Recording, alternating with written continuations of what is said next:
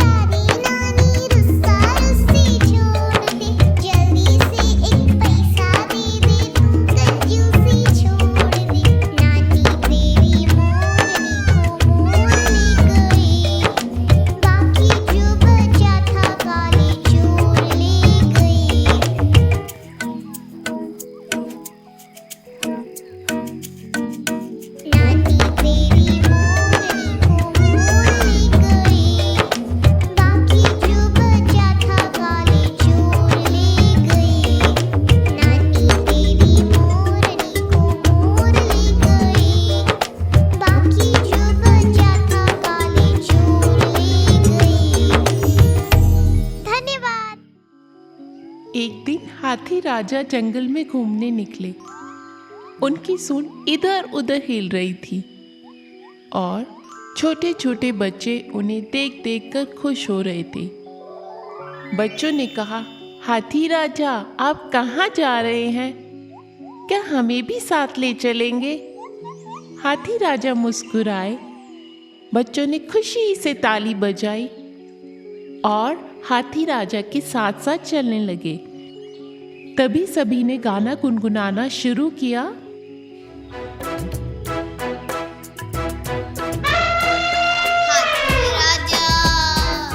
हाथी राजा सूंड हिलाते, ओ हाथी राजा कहाँ चले? सूंड हिलाते कहाँ चले? हाथी राजा कहाँ चले? सूंड हिलाते कहाँ चले? हमारे घर में आओ ना, स्वादिष्ट खाना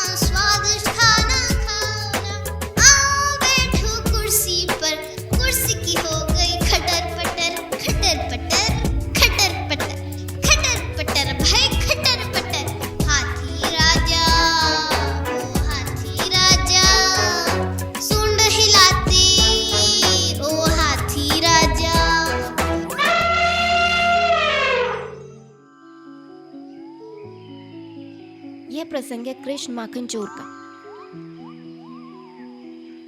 गोकुल के छोटे से गांव में नटखट बालक कृष्ण अपने माखन चोरी के किस्सों के लिए जाने जाते थे।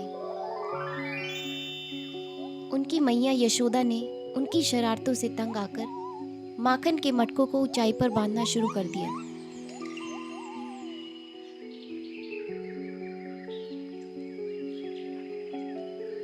ताकि कन्हैया उन्हें चुरा ना सके। परंतु छोटे कान्हा और उनके सखाओं की चालाकी के आगे यह उपाय भी बेअसर हो जाता था। एक दिन सुबह सुबह मैया अपने घर के कामों में व्यस्त थी। कन्हैया ने अपने सखाओं को इशारा किया और बोले, चलो आज फिर से माखन का मजा लेते हैं। कन्हैया और उनके सखा चुपचाप घर के भीतर घुसे। कमरे में चारों ओर मिट्टी के मटके टंगे हुए थे। कन्हैया की आंखें चमक उठी। उन्होंने अपने सखाओं के साथ मिलकर एक योजना बनाई। सबसे ऊपर कन्हैया चढ़े और रस्सी खींचकर माखन का मटका झट से नीचे उतार लिया। जैसे ही माखन का ढक्कन खुला, पूरा कमरा मानो माखन की खुशबू से भर गया। कन्हैया और उनके सखाओं ने बड़े चाव से माखन खाना शुरू कर दिया। सभी के चेहरे माखन से सने हुए थे और हंसी ठिठोली के बीच माखन की मिठास और भी बढ़ती जा रही थी। इसी बीच मैया ने कमरे में प्रवेश किया।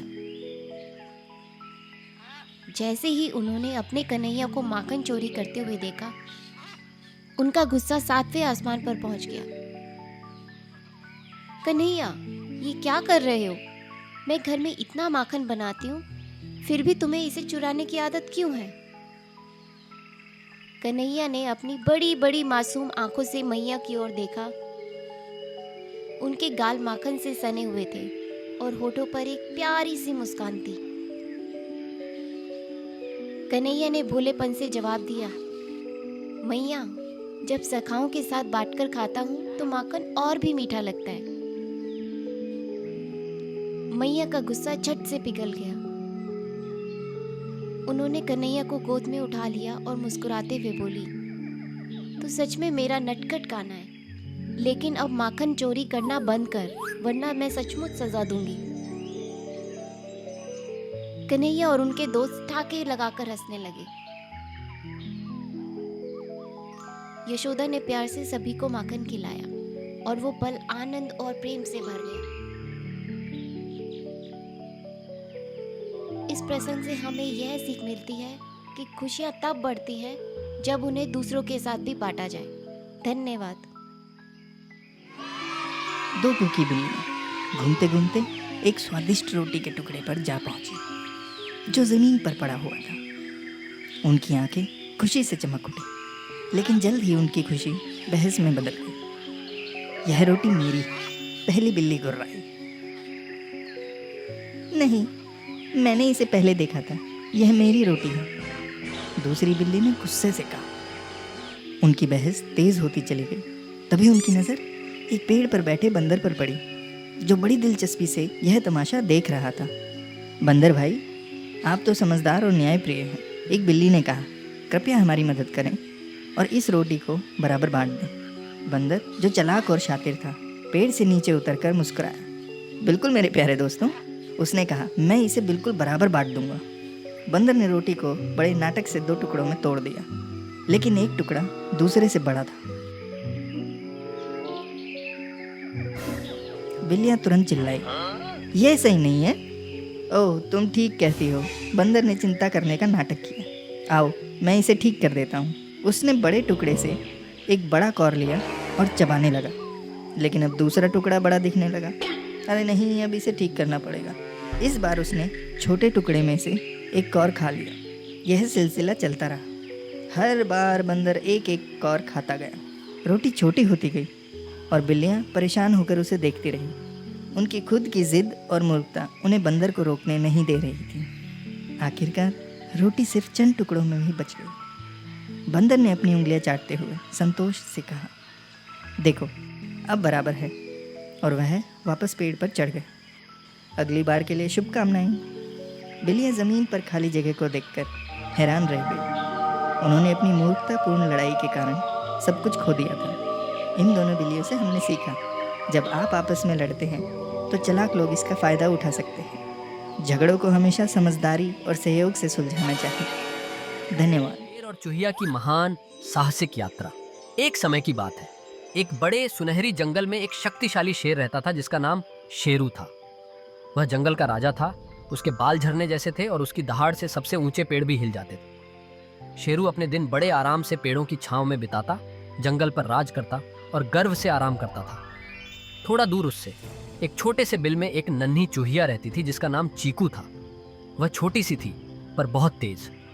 चीकू बुद्धिमान और साहसी थी, हालांकि वह जंगल की सबसे छोटी प्राणी थी। एक दोपहर जब शेरू एक बड़े भोजन के बाद सो रहा था, चीकू कुछ स्वादिष्ट खाने की तलाश में इधर उधर दौड़ रही थी।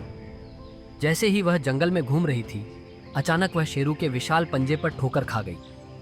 इससे पहले कि वह कुछ कह पाती, शेरू जोर से चौंका और जाग गया। कौन है जो महान शेरू को जगा रहा है? डरी हुई चीकू बोली, हे महान शेर, यह एक दुर्घटना थी।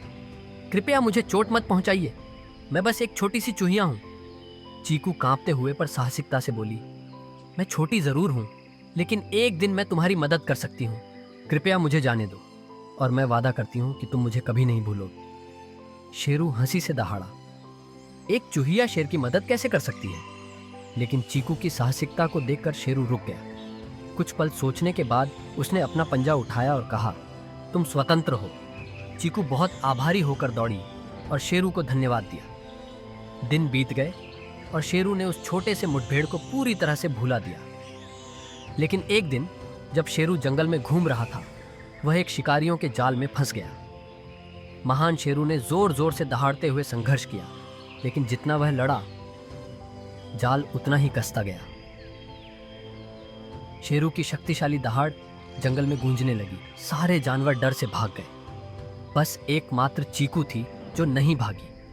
जैसे ही उसने दहाड़ सुनी, वह आवाज की ओर दौड़ी और अपने दोस्त को जाल में फंसा हुआ पाया। अपनी तेज छोटी दांतों से चीकू ने रस्सियों को कुतरना शुरू किया। धीरे धीरे उसने कठिन जाल को काटा। इसमें समय तो लगा, लेकिन चीकू हार मानने वाली नहीं थी। अंत में जाल टूट गया और शेरू आजाद हो गया। महान शेर ने उठकर चीकू को आश्चर्यचकित नजरों से देखा। तुमने मुझे बचाया, उसने कहा। मैंने कभी नहीं सोचा था कि कोई इतना छोटा इतना बड़ा काम कर सकता है। चीकू मुस्कुराई और बोली, मैंने कहा था कि एक दिन मैं तुम्हारी मदद कर सकती हूँ। उस दिन के बाद शेरू और चीकू सबसे अच्छे दोस्त बन गए। वे जंगल में साथ साथ चलते। शेरू चीकू को खतरों से बचाता और चीकू अपनी चतुराई से हर समस्या का हल ढूंढती। और इस तरह महान शेर और छोटी सी चूहिया, एक असंभव जोड़ी, ने जंगल को यह सिखाया कि दोस्ती में आकार मायने नहीं रखता। कहानी से शिक्षा, चाहे कितनी भी छोटी और कमजोर क्यों ना हो, कोई भी बड़ी मदद कर सकता है। असली ताकत साहस, दयालुता और एक साथ काम करने में होती है। हेलो प्यारे दर्शकों, स्वागत है आपका किड्स मैजिक स्टोरी टाइम्स में। आज की कहानी उस नीले सियार के बारे में है। एक घने जंगल में एक चतुर सियार रहता था, जो अक्सर भोजन की तलाश में पास के गांव में चला जाता था। एक दिन दुर्भाग्यवश गांव के कुत्तों ने उसे देख लिया और उस पर भौंकते हुए पीछा करने लगे। डरा हुआ सियार अपनी जान बचाने के लिए तेजी से भागा और छिपने के लिए जगह ढूंढने लगा। घबराहट में वह नीले रंग के एक बड़े टब में जा गिरा और उसके फर का रंग गहरे नीले रंग में बदल गया। जब वह बाहर निकला तो उसने देखा कि अब उसकी खाल का रंग एक चमकती नीले रंग में बदल चुका है। अब वह साधारण सियार जैसा बिल्कुल भी नहीं लग रहा था। राहत और साहस के साथ वह वापस जंगल लौट गया। जंगल के अन्य जानवर उसे देखकर चौंक गए। उन्होंने पहले कभी ऐसा जीव नहीं देखा था। सभी ने उसे दिव्य और जादुई प्राणी समझ लिया और सम्मानपूर्वक उसके आगे झुक गए।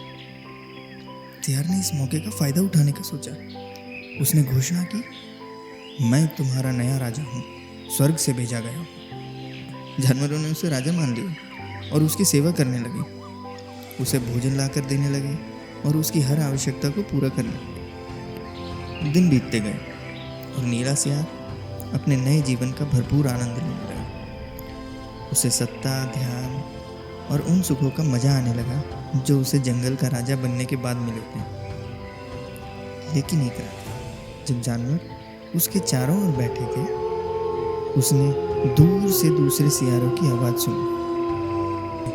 उसकी सहज प्रवृत्ति जाग उठी और बिना सोचे समझे उसने भी सियारों की तरह आवाज़ निकालना शुरू कर दिया। उसके चारों ओर मौजूद जानवर एकदम सन्न रह गए। उसका धोखा तुरंत ही पकड़ा गया।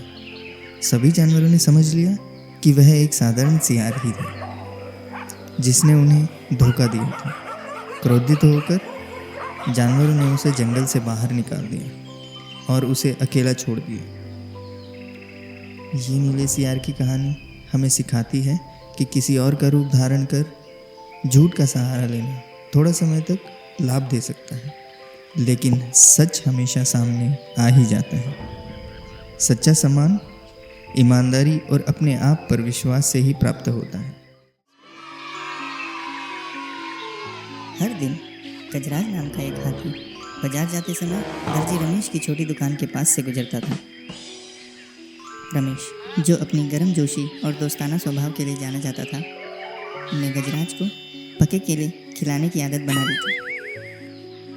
धीरे धीरे उनके भरोसे का एक गहरा रिश्ता बन गया और गजराज उत्साह से दुकान की ओर आता, अपनी सूंड मीठे भरे फल की उम्मीद में बढ़ा देता।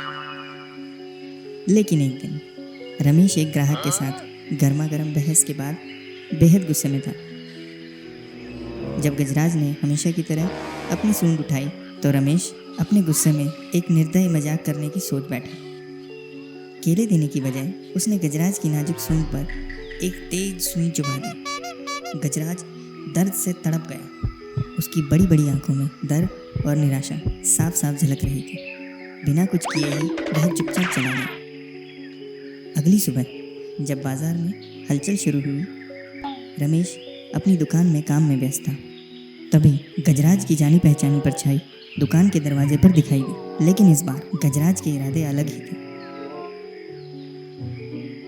उसकी सूंड जो पास के तालाब से पानी से भरी हुई थी ने रमेश और उसकी दुकान पर जोर से पानी की बौछार कर दी।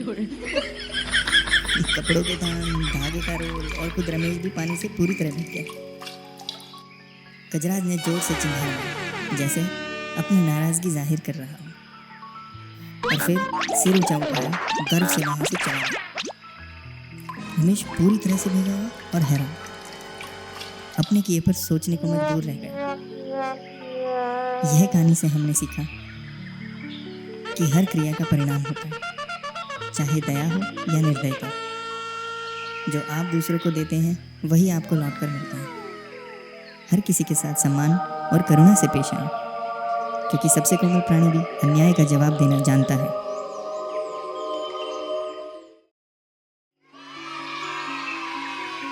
यह कहानी है एक वफादार मैना की। एक छोटे से गांव में हरे भरे खेतों के बीच रघुवीर नाम का एक दयालु किसान रहता था। एक सुबह जब वह अपने खेत में काम कर रहा था तो उसे एक घायल मैना चिड़िया मिली। वह कमजोर थी और उसके पंखों में चोट लगी थी। रघुवीर ने चिड़िया को धीरे से उठाया और अपने घर ले गया। उसने उसे खाना खिलाया और उसकी चोट की देखभाल की। दिन ब दिन चिड़िया ठीक होती गई और दोबारा उड़ने लायक भी हो गई। चिड़िया चाहती तो उड़कर कहीं भी जा सकती थी, लेकिन उसने ऐसा नहीं किया। किसान की दयालुता के लिए आभारी वह उसके पास ही रुक गई। दिन में वह उसके पास रहती और उसकी मेहनत को अपने मधुर गीतों से खुशनुमा बनाती और रात को वह खिड़की के पास बैठकर जैसे उसकी रखवाली करती। एक शाम खेत में काम करने के बाद रघुवीर गहरी नींद में सो गया। उसे यह एहसास ही नहीं था कि उसके खेत में एक बड़ी मुसीबत आने वाली थी। हवा के झोंकों के साथ धुएं की गंध आई और जल्दी खेत में आग फैलने लगी। लपटें तेजी से बढ़ रही थी और उसके घर तक पहुंचने वाली थी। मैना ने इस खतरे को भांप लिया और तुरंत हरकत में आ गई। वह किसान के घर के चारों ओर उड़ने लगी, जोर जोर से चीखते हुए उसे जगाने की कोशिश करने लगी। जब यह काम नहीं किया तो वह खिड़की के अंदर चली गई और अपनी चोंच से उसकी चादर को खींचने लगी। उसकी तेज आवाज से किसान की नींद खुल गई। जैसे ही उसने धुआं देखा और आग की लपटों को महसूस किया, वह तुरंत उठ गया। उसने पड़ोसियों को बुलाया और सभी ने मिलकर आग को बुझा दिया। समय रहते उन्होंने खेत और घर दोनों को बचा लिया। जब आग पूरी तरह बुझ गई तो रघुवीर ने मैना को पास के एक पेड़ पर बैठे हुए देखा, जैसे वह उसकी निगरानी कर रही हो। उसकी आंखों में कृतज्ञता के आंसू थे। उस दिन के बाद से रघुवीर और मैना के बीच गहरी दोस्ती हो गई। चिड़िया की वफादारी और सतर्कता से न केवल उनका घर बचा, बल्कि उन दोनों के बीच एक अनमोल रिश्ता बन गया। इस कहानी से हमें यह शिक्षा मिलती है कि दया और सहायता से वफादारी और मित्रता का बीज बोया जा सकता है। दूसरों की मदद करने से समय पर हमें भी अप्रत्याशित रूप से सहायता मिल सकती है। ये कहानी है उस गिलहरी की जिसने सर्दियों से सबको बचाया। पिंकी गिलहरी को अखरोटों से बहुत प्यार था। वह पूरे साल इन्हें इकट्ठा करती और एक खोखले पेड़ में जमा कर देती। एक साल सर्दी थोड़ा जल्दी आ गई और कई जानवरों के पास बसंत तक जीवित रहने के लिए पर्याप्त भोजन नहीं था। जब पिंकी ने अपने दोस्तों को संघर्ष करते हुए देखा तो उसने अपने अखरोटों का भंडार उनके साथ साझा करने का फैसला किया। हर दिन वह खरगोशों, पक्षियों और अन्य ज़रूरतमंद जानवरों के लिए अखरोट ले जाती।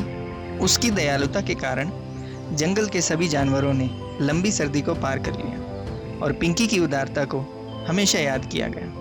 पिंकी ने सीखा कि बांटने से सिर्फ दूसरों की मदद ही नहीं बल्कि उसका दिल भी खुश हो जाता है। एक दिन जब सर्दियों की धूप पेड़ों के बीच चमक रही थी तो जानवर पिंकी के खोखले पेड़ के चारों ओर इकट्ठा हुए और उसकी दयालुता का जश्न मनाया।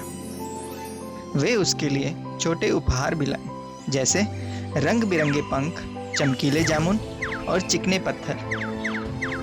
पिंकी अपने दोस्तों से घिरी हुई बहुत ही खुशी महसूस कर रही थी, यह जानकर कि उसने सभी की मदद की है। अगले वसंत में जानवरों ने पिंकी के पेड़ के पास एक खास पेड़ लगाया, जिसका नाम उन्होंने मित्रता का पेड़ रखा। उन्होंने वादा किया कि वे हर मौसम में एक दूसरे की मदद करेंगे, जैसे पिंकी ने कठिन सर्दी में उन सब की मदद की। उस साल के बाद जंगल में न सिर्फ अखरोट बहुत थे, बल्कि प्यार और दयालुता की भी कोई कमी नहीं थी।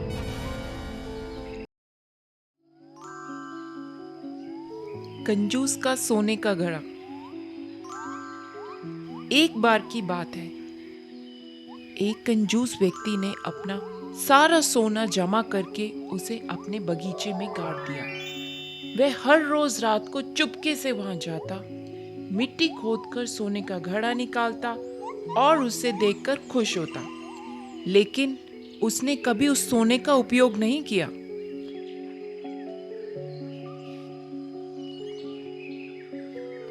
एक दिन एक चोर ने कंजूस को इस प्रक्रिया को बार बार करते देखा। चोर ने समझ लिया कि घड़े में जरूर कुछ कीमती है। एक रात जब कंजूस अपने घर में सो रहा था, चोर चुपके से आया और उस जगह को खोदकर सोने का घड़ा चुरा ले गया।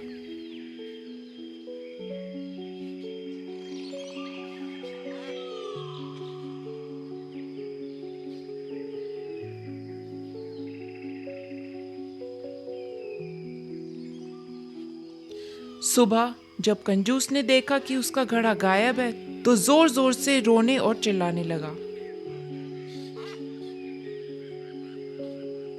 वह अपनी किस्मत को कोसने लगा और बुरी तरह से दुखी हो गया। उसके रोने की आवाज सुनकर उसका पड़ोसी, जो बहुत समझदार और दयालु था, वहां आया। उसने कंजूस से पूछा, तुम इतने परेशान क्यों हो?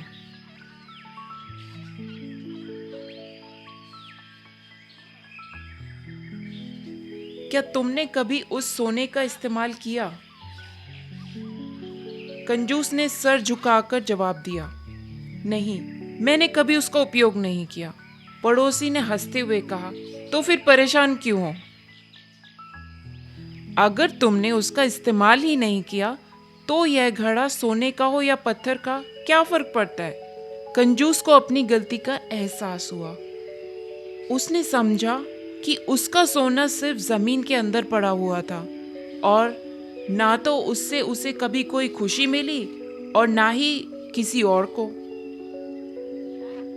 इस कहानी से हमें यह शिक्षा मिलती है कि धन का उपयोग अच्छे कार्यों के लिए करना चाहिए, उसे सिर्फ इकट्ठा करके रखने का कोई फायदा नहीं। धन्यवाद। एक समय की बात है। एक बड़े व्यापारी धर्मेश का एक बेटा था, अर्जुन। धर्मेश व्यापार में माहिर थे, लेकिन उनके बेटे में समझदारी और चतुराई की कमी थी। धर्मेश को चिंता थी कि उनका बेटा उनकी संपत्ति को सही ढंग से नहीं संभाल पाएगा। एक दिन धर्मेश ने अर्जुन को बुलाया और कहा, अर्जुन, तुम्हें एक काम करना है। यह कुछ सिक्के लो और ऐसा कुछ खरीद के लाओ जो हमारे घर के पूरे कमरे को भर दे। लेकिन याद रखना, सिर्फ इन सिक्कों को इस्तेमाल करना है। अर्जुन ने उत्साह से कहा, पिताजी, मैं यह काम जरूर करूंगा। अर्जुन का पहला प्रयास। अर्जुन बाजार गया और सोचा, मुझे ऐसा कुछ लेना चाहिए जो बड़ा हो और सस्ता भी। उसने एक किसान से बहुत सारा भूसा खरीद लिया।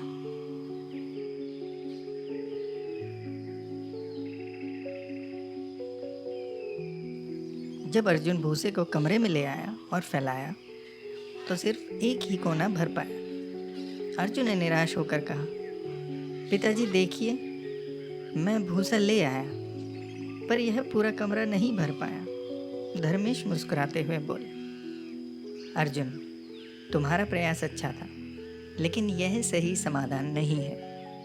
फिर से सोचो और वापस जाओ। अर्जुन का दूसरा प्रयास।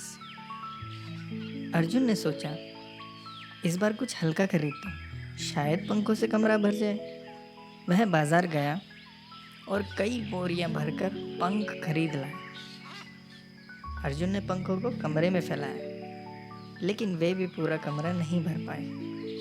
निराश अर्जुन ने कहा, पिताजी, ये भी कमरा नहीं भर पाया, अब मैं क्या करूं? धर्मेश ने कहा, अर्जुन, समस्या को हल करने के लिए सोचने का तरीका बदलो। बुद्धिमान वृद्ध से मुलाकात। बाजार में अर्जुन की मुलाकात एक बूढ़े व्यक्ति से हुई जो एक पेड़ के नीचे बैठे हुए थे। उसने अर्जुन से पूछा, बेटा, क्यों परेशान हो? अर्जुन ने सारी बात बताई। बूढ़े व्यक्ति ने मुस्कुराकर अपनी पोटली से एक मोमबत्ती निकाली और कहा, इसे ले जाओ और कमरे में जलाओ, यह तुम्हारी समस्या का हल हो सकता है। अर्जुन ने हैरान होकर पूछा, एक मोमबत्ती? एक मोमबत्ती से पूरा कमरा कैसे भरेगा? बूढ़े ने हंसते हुए कहा, कभी कभी सबसे सरल चीजें सबसे बड़ी समस्याओं का समाधान होती हैं। अर्जुन का अंतिम प्रयास। अर्जुन मोमबत्ती लेकर घर लौटा। उसने कमरे के बीचों बीच मोमबत्ती रखी और उसे जलाया। जैसे ही मोमबत्ती जली, उसकी रोशनी पूरे कमरे में फैल गई। अर्जुन हैरानी से बोला, पिताजी, देखिए, अब पूरा कमरा भर गया है। धर्मेश कमरे में आए और मोमबत्ती की रोशनी देखकर मुस्कुराए। उन्होंने अर्जुन से कहा, बेटा, अब तुमने सही मायने में समझदारी दिखाई। यह सिर्फ धन या वस्तुओं का सवाल नहीं था, बल्कि सोचने के तरीके का था। रोशनी ने दिखा दिया कि कभी कभी सबसे छोटे और सस्ते साधन भी सबसे बड़ा असर डाल सकते हैं। उस दिन के बाद अर्जुन ने हर समस्या को गहराई से सोचकर हल करना सीखा। वह एक समझदार और सफल व्यक्ति बन गया। यह कहानी हमें सिखाती है कि ज्ञान और रचनात्मकता से वह सब संभव है जो केवल धन से नहीं हो सकता। धन्यवाद।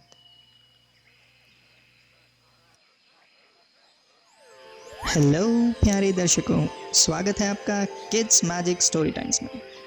ये कहानी है लोमड़ी की और खट्टे अंगूरों की। घने जंगल के बीच एक तपती दोपहर में एक चालाक और धूर्त लोमड़ी लंबी घास और घने पेड़ों के बीच भोजन की तलाश में भटक रही थी। उसका पेट जोर जोर से गरज रहा था और उसे कुछ खाने की ज़रूरत महसूस हो रही थी। जैसे ही वह निराशा में डूबने लगी, उसकी नज़र एक चमकदार बैंगनी रंग पर पड़ी। ऊपर देखते ही उसने एक मजबूत पेड़ की शाखा से लटकती हुई बेल देखी, जिसमें रस भरे रंगीले अंगूर लगे थे जो धूप में चमक रहे थे। लोमड़ी की आंखों में उम्मीद की चमक आ गई और मीठे पके अंगूरों का स्वाद सोचकर उसके मुंह में पानी आ गया। लेकिन एक समस्या थी, अंगूर बहुत ही ऊंचाई पे थे। निश्चय कर लोमड़ी ने कुछ कदम पीछे लिए, खुद को स्थिर किया और एक जोरदार छलांग लगाई। उसके पंजे हवा में लहराए, लेकिन अंगूर उसकी पहुंच से अब भी बाहर थे। हार न मानते हुए लोमड़ी ने फिर कोशिश की, इस बार और तेज दौड़कर और ऊंची छलांग लगाई।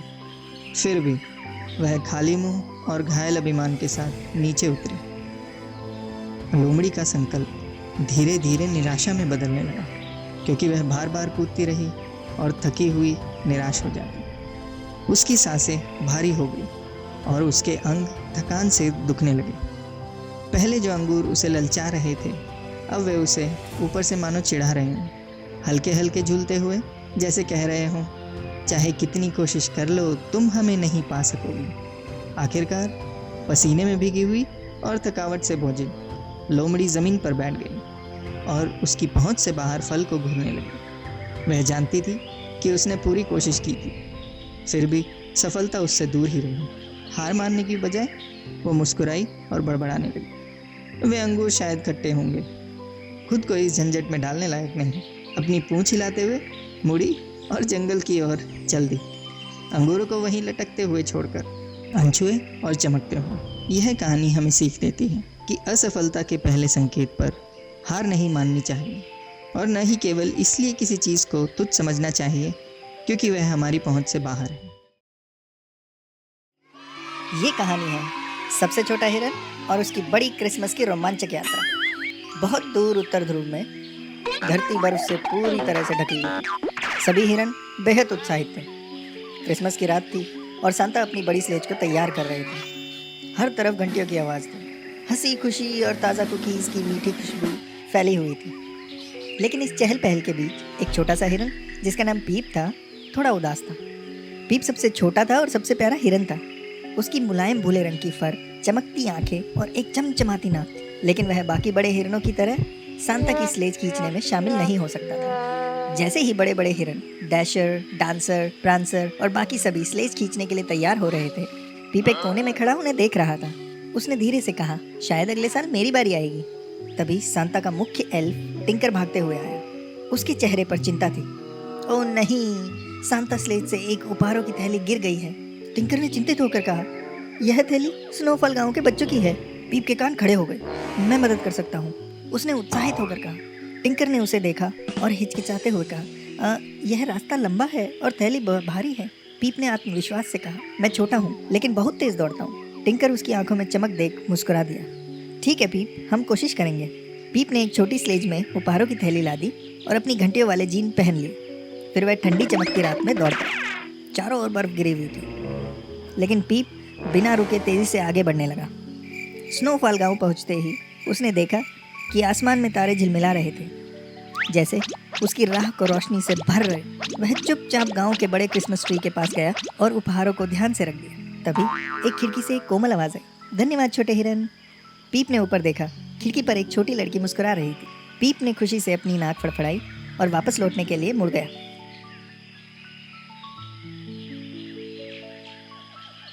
जब वह उत्तर ध्रुव पहुंचा तो सांता खुद दरवाजे पर खड़े उसका इंतजार कर रहे थे। बहुत अच्छा किया पीप, सांता ने हंसते हुए कहा, तुमने साहस और दिल से बड़ा काम किया है। अगले साल तुम जरूर मेरी स्लेज खींचने वाली टीम का हिस्सा बनोगे।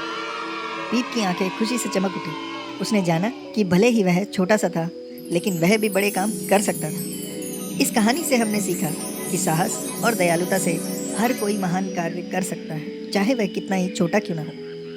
अगर आपको हमारी कहानियाँ पसंद आती हैं तो हमारे channel kids magic story time को सब्सक्राइब करना ना भूलें। बेल आइकन दबाएं ताकि आप हमारी नई और मज़ेदार कहानियाँ सबसे पहले देख सकें और सुन सकें।